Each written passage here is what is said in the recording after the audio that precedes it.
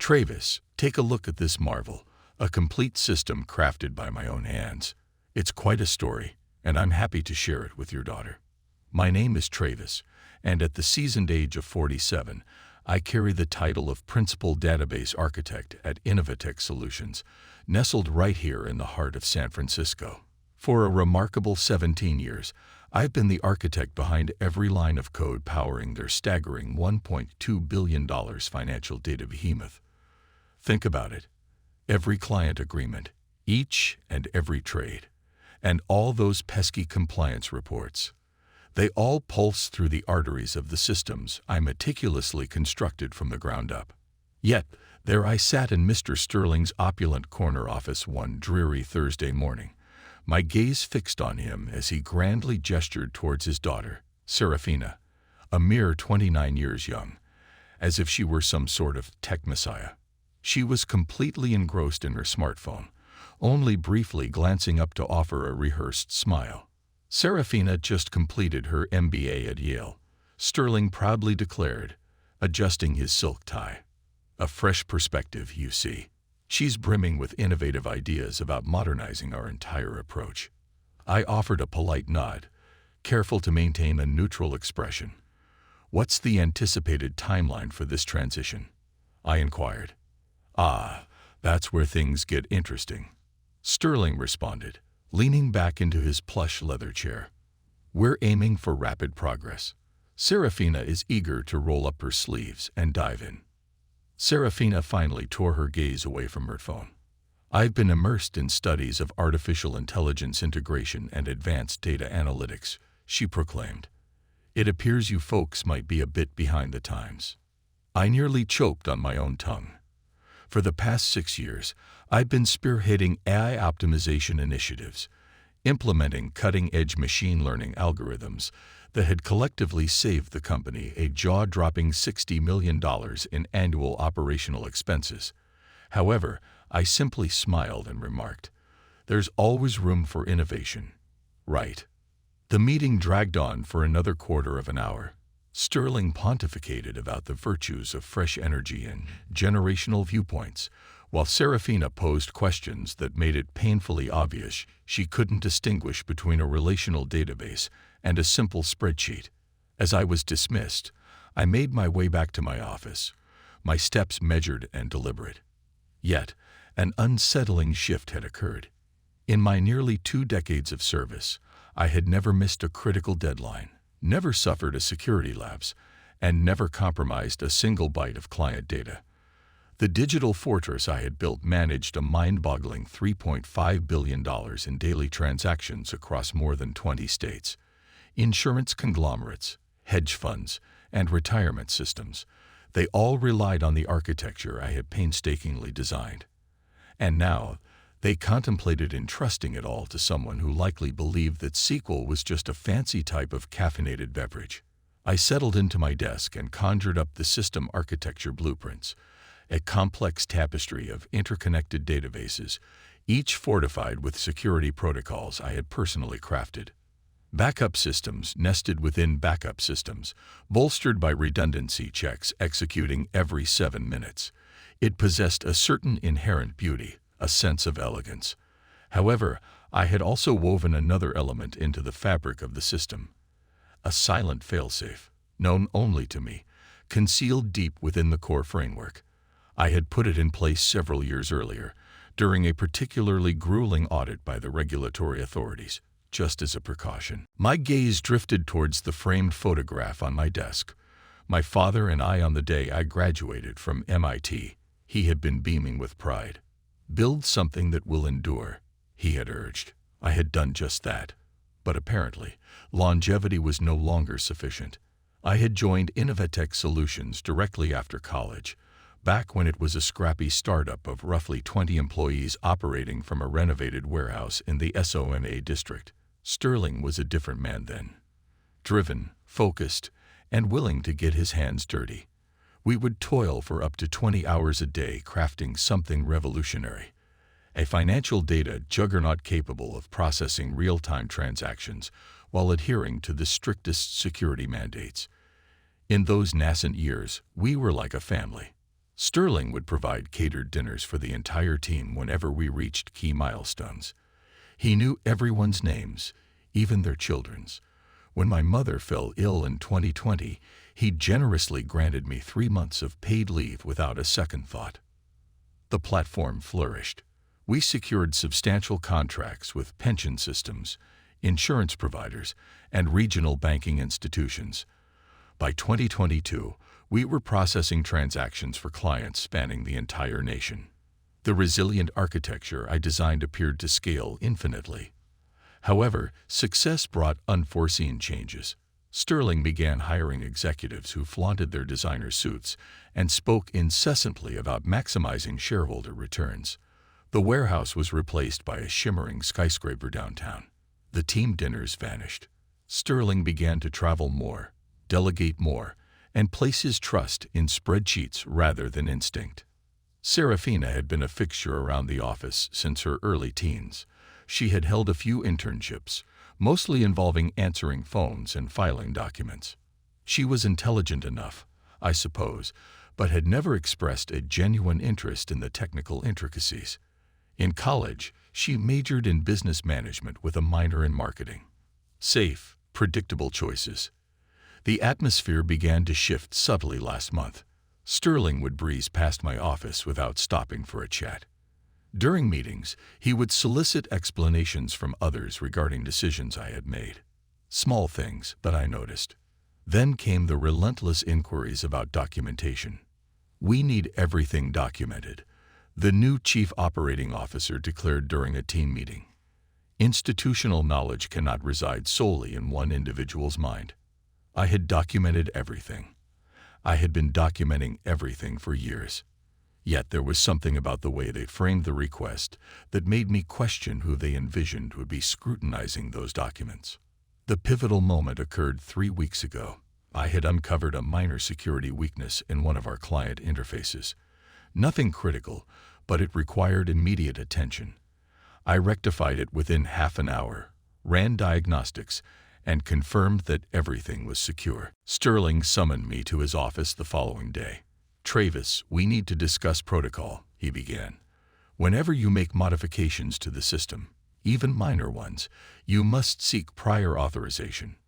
It was a security patch, I countered. Delaying it for approval would have left us exposed.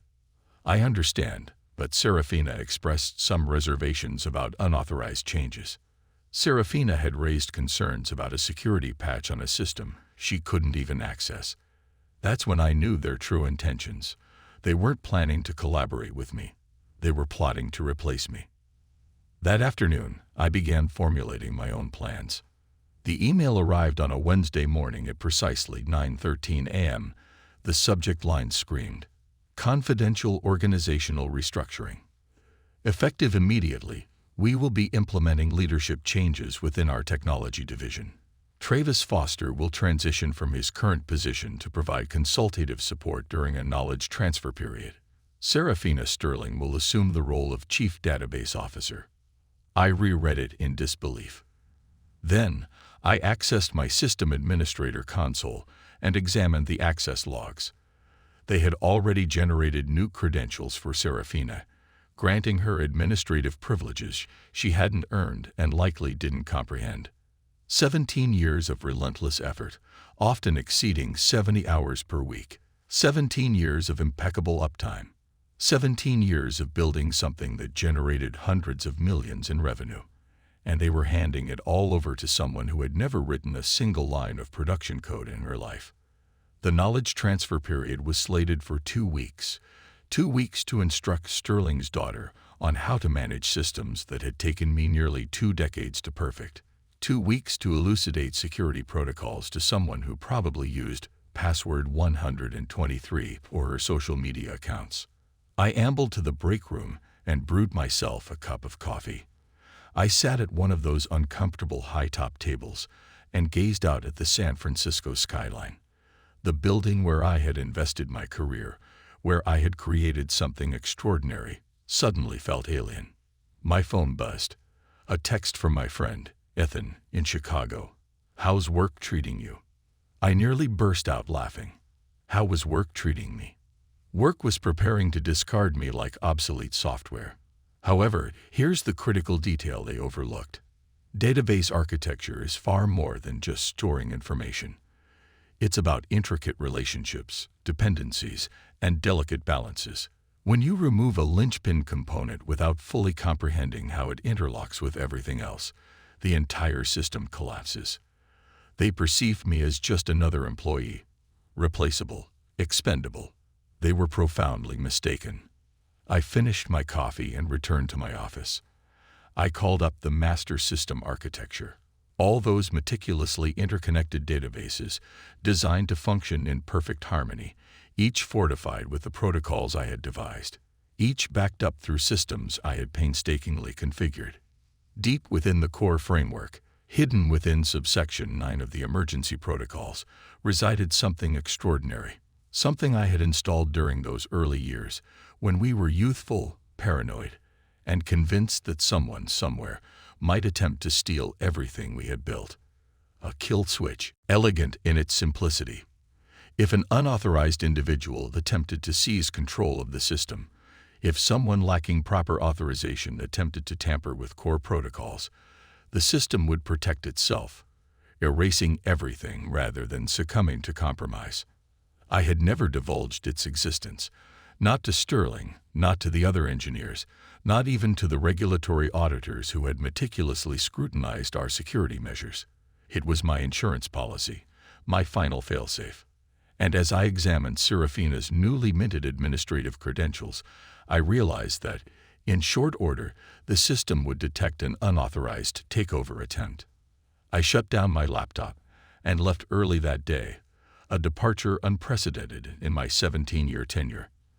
The knowledge transfer meeting was scheduled for Monday at 9:00 a.m. I arrived a quarter of an hour early and set up shop in Conference Room C, the one with the expansive windows overlooking the park. I had prepared documentation packages, system diagrams, and even a simplified flowchart illustrating the flow of data through our various platforms. Serafina sauntered in 25 minutes late, cradling a triple-shot latte and jabbering loudly on her phone about her weekend escapades. Sterling was nowhere to be seen. Sorry, she chirped as she ended her call. Traffic was insane. It was a Monday morning in San Francisco. Traffic was precisely as expected. She took a seat across from me and unveiled a pristine MacBook Air, still adorned with its protective plastic film.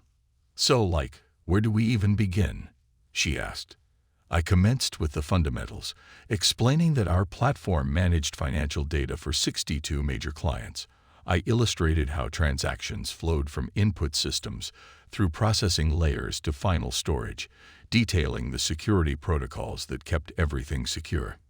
She nodded intermittently, occasionally typing notes, but it was evident that she was completely lost by the third slide. This seems really complicated, she observed. Don't you think we could simplify it? Maybe use cloud storage or something. Cloud storage. For $1.2 billion worth of highly regulated financial data. The current architecture adheres to all federal compliance requirements, I explained patiently. Transitioning to cloud infrastructure would necessitate 24 months of regulatory approvals and cost nearly $60 million to implement properly. She jotted down a note. Investigate cloud options. Save money. We spent 3 arduous hours reviewing basic system operations, monitoring server health, running diagnostic reports, and interpreting error logs, elementary concepts that most database administrators mastered during their initial week on the job. I think I'm kinda getting it, she declared around noon. It's basically just a really big Excel spreadsheet, right? I stared at her incredulously. Not exactly. That afternoon, I received an email from Sterling requesting a meeting. When I entered his office, Serafina was already present, looking visibly agitated. Travis, Sterling began. Serafina has expressed some concerns about this morning's session. Oh. She feels as though you're being deliberately obtuse, making things more complicated than they need to be. I glanced at Serafina, who was pointedly avoiding eye contact while scrolling through her phone. The system is complex because it manages complex operations, I countered. I can't simplify federal compliance regulations for training purposes. See, Serafina interjected. He's doing it again, using all this technical jargon to make me feel stupid. Federal compliance regulations were technical jargon. Perhaps we need to adjust our approach, Sterling suggested. Maybe focus on high-level management instead of technical details. Effective high-level management of a database requires an understanding of the underlying technical details, I insisted. Does it, though? Sterling leaned forward. I don't understand the technical details, and I've been running this company for 2 decades. You've been managing the business side, I clarified. The technical side has been functioning flawlessly because the systems I built are robust and stable. Serafina scoffed. Systems can't just run themselves. That was the entire point of elegant architecture. Look, Sterling said, his tone softening slightly. We appreciate everything you've built here, but we need to consider the future. Serafina brings fresh ideas, modern perspectives. Maybe it's time to explore new approaches. New approaches to a system that processed $3.5 billion in daily transactions without error. What kind of new approaches? I inquired. Serafina perked up. Well, for starters, I think we should implement blockchain technology and leverage artificial intelligence to automate the, boring stuff. I've been running AI optimization initiatives for half a decade. As for blockchain, that suggestion was akin to suggesting we rebuild the foundation of our headquarters using plastic building blocks. Those are interesting ideas, I replied diplomatically. Have you considered the regulatory implications? Not yet, but I'm sure we can figure it out. She was confident she could figure out federal banking regulations. I trudged back to my office and slumped into my chair. Through the window, I could see construction crews erecting a new luxury condominium complex across the street, raising something old to erect something shiny and new, much like what was transpiring here. 2 days later, while copying system documentation to an external hard drive, I noticed an anomaly in the server logs. Someone had been accessing administrative functions at odd hours, late nights, early mornings, weekends. I examined the detailed access records. The credentials belonged to Eric Thompson, our Chief Information Officer. Eric had been with the company for a decade, but his access level shouldn't have included the core database modules I had designed. Intrigued, I delved deeper. What I unearthed sent a cold shiver down my spine. For the past 8 weeks, Eric had been generating comprehensive architectural schematics of our entire system, not just high-level overviews, but in-depth technical documentation that included security protocols, backup procedures, and failsafe mechanisms, precisely the kind of documentation you'd compile if you were plotting to completely replace the individual who had built the system. But there was more. I discovered email exchanges between Eric and an external consulting firm called Apex Solutions. They had been discussing legacy system modernization and knowledge extraction protocols. The emails dated back 4 months. 4 months. They had been scheming this for 4 months. I continued my investigation, uncovering procurement requests for new hardware, servers poised to supplant the custom-built infrastructure I had designed. I found meeting notes discussing succession planning and reducing single points of failure. Single points of failure, that's what they called me. But the most damning evidence surfaced when I accessed the executive file server, a system I had built but rarely monitored, as it primarily housed mundane administrative documents. Hidden within a subfolder labeled Strategic Planning 2025 was a presentation titled Database Operations Transition. It was dated 8 weeks prior. The presentation outlined their entire scheme. Phase 1. Document existing systems. Phase 2. Identify external resources for modernization. Phase 3. Implement leadership transition. Phase 4. Retire legacy architecture and personnel.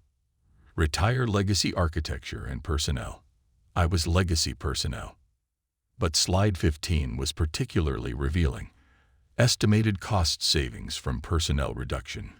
$240,000 annually. My salary. They weren't bringing in Serafina because she possessed revolutionary ideas.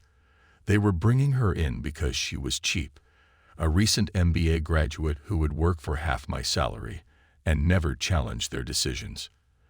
The technical intricacies were irrelevant to them. The 17 years of impeccable uptime meant nothing. The hundreds of millions in revenue that flowed through the systems I had built, none of it mattered. All that mattered was slashing my salary. I printed the presentation and retreated to my car, where I spent 30 minutes in the parking garage, digesting their plan to eliminate me. They had been remarkably thorough, documenting every system I managed, every process I had created, and every security protocol I had implemented. Everything except one thing. They had documented the systems I had built, but they hadn't discovered the systems I had hidden. The emergency protocols concealed deep within the core framework, the failsafe mechanisms that wouldn't surface during a standard audit, and the security measures I had installed during those paranoid early years when we were convinced that someone might try to steal our work. I had built those systems to safeguard the company from external threats, corporate espionage, cyber attacks, and hostile takeovers. I had never imagined that the threat would originate from within. But the beauty of well-designed security protocols is that they don't discriminate between external and internal threats. They simply identify unauthorized access attempts and respond accordingly. And according to my embedded security algorithms, someone was poised to initiate a massive unauthorized takeover of critical systems. I started my car and drove home. En route, I stopped at an electronics retailer and purchased a new laptop, one that had never been connected to Innovatech's network, one devoid of any digital fingerprints linking it to me.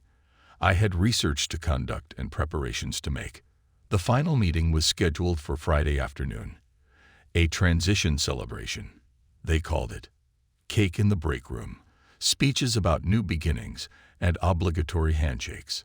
I spent Thursday evening at home, working on the new laptop, not plotting anything dramatic, just meticulously reviewing the operation of my systems. The emergency protocols I had constructed were elegant in their simplicity. If an individual without proper biometric authorization attempted to alter core database structures, the system would interpret it as a hostile takeover attempt. It would activate something I had dubbed total data protection, essentially erasing all stored information rather than allowing it to fall into unauthorized hands. I had designed it during those early days when we were managing sensitive government contracts. The logic was sound. It was better to lose everything than to risk compromise. The trigger was biometric authentication. My fingerprint scanned each morning when I logged into the system. If someone else attempted to access core functions without my biometric signature, the protection protocols would engage. Originally, I had intended to disable those protocols before departing the company. A clean shutdown, a smooth transition, and no disruptions for anyone. But that was before I discovered that they had been planning to eliminate me for months, before I learned that they viewed me as nothing more than an expensive liability. Friday morning dawned gray and bleak. I dressed carefully, donning my best shirt and the tie my father had given me for my college graduation. If this was to be my final day at Innovatech Solutions, I wanted to present a professional image. The morning passed uneventfully. I organized my desk, backed up personal files, and purged my browser history. At 11 o'clock a.m., I ventured to the server room for one final system check. Everything looked perfect. $1.2 billion worth of financial data, meticulously organized and safeguarded by systems I had spent nearly 2 decades perfecting. Client records dating back to our inception, trading histories, and compliance documentation, all humming along flawlessly. I executed my biometric scan one last time, my fingerprint verifying my identity as the authorized administrator. All systems displayed green. The celebration commenced at 2:00 p.m. Sterling delivered a speech about exciting new directions and fresh perspectives. Serafina pontificated about her vision for modernizing our technological approach. Eric presented me with a plaque acknowledging my years of dedicated service. No one mentioned that they had been planning to terminate my employment for months. At 3:30 p.m., Sterling summoned me to his office for our final conversation. "Travis, this is difficult for all of us," he began, "but we believe it's time for you to pursue new challenges." "I understand," I replied. "We'll provide glowing references, of course, and we're prepared to offer a generous severance package. 8 weeks of salary for 17 years of exemplary service." "That's very generous," I responded. Serafina was already ensconced in my chair when we returned to my office, logged into my computer, and clicking through system menus with the self-assurance of someone who was completely clueless.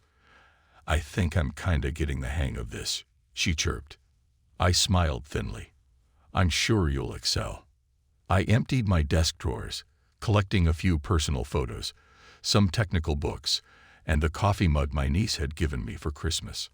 I shook hands with my former colleagues, accepting their awkward condolences. At 4:45 p.m., I walked to my car. At 5:00 p.m., Serafina would attempt to modify core database settings to implement her new approaches. At 5:01 p.m., the system would detect an unauthorized modification attempt. At 5:02 p.m., total data protection protocols would activate. I drove home and waited for the phone to ring. The call arrived at 5:17 p.m. I was relaxing on my back porch, sipping a craft beer and watching the sunset when my phone buzzed. Eric Thompson's name flashed on the screen. "Travis, thank God. We have a situation." "What kind of situation?" I inquired, feigning innocence. "The system is down. Everything. The entire database platform has crashed." I savored a slow sip of my beer. "That's strange. Have you checked the error logs?" "That's just it. We can't access the error logs. We can't access anything. It's as if the entire system has vanished." Vanished. All the data, client files, transaction records, backup systems, everything is displaying as corrupted or missing. I could detect the growing panic in his voice. In the background, other voices erupted in shouts, frantic conversations, and the unmistakable sound of individuals who had just realized they were in dire straits. "Have you tried the emergency recovery protocols?" I asked innocently. "We can't find them." Serafina was attempting to update some security settings, and then everything just crashed. "Security settings, of course. I'm certain it's just a temporary glitch," I said dismissively. "Have you contacted the backup data center?" "The backup systems are exhibiting the same errors. Travis, $1.2 billion worth of data has just disappeared. Our clients are already calling. We need you to come in and fix this." I finished my beer. "I'm sorry, Eric, but I no longer work there, remember. I was transitioned out this afternoon. But you built these systems. You're the only one who knows how they work." I documented everything meticulously. "Didn't Serafina mention that during the knowledge transfer?" A long silence ensued. Then, "Travis, please. We need your help." "I wish I could assist," I said, my voice dripping with sarcasm. "But without authorized access credentials, there's nothing I can do. And since I'm no longer an employee." I terminated the call. The phone rang again immediately, this time with Sterling on the line. "Travis, we need to talk." By Monday morning, the news had permeated San Francisco's financial sector. Innovatech Solutions had suffered what industry analysts were characterizing as a catastrophic data loss. 62 major clients had been affected. Federal regulators were launching investigations. The company's stock price had plummeted 93% in a matter of days. I read about it in the San Francisco Chronicle while enjoying breakfast at a diner near my apartment. The article quoted Sterling as saying that they were working around the clock to restore service. However, anonymous sources suggested that the data was irretrievable. There was no mention of unauthorized system modifications, no mention of Serafina's attempt to implement new security protocols without comprehending the existing architecture, just a tragic technology failure that no one could explain. My phone had been ringing incessantly. reporters seeking comments, former colleagues asking questions, and lawyers representing irate clients. I had stopped answering. On Tuesday afternoon, I drove downtown and parked across from the Innovatech building. Through the lobby windows, I could see cardboard boxes stacked near the elevators, employees packing up their offices, abandoning a sinking ship. The food truck I used to patronize during lunch breaks was gone, likely devoid of customers. I reflected on all those years of 18-hour days, all those weekends spent optimizing systems and resolving problems that no one else understood. The pride I had felt watching our platform evolve from a startup experiment into something that managed trillions of dollars in transactions. They had squandered it all for a salary savings of a mere $240,000. Wednesday morning brought news that Innovatech Solutions was filing for bankruptcy. Assets would be liquidated to satisfy creditors and client settlements. I deleted the article without finishing it. On Thursday, I commenced my new role at a venture capital firm in Zurich. Triple the salary, a full relocation package, and a 5-year contract. They had actively sought me out, not the other way around. Apparently, news spreads rapidly within the database architecture community.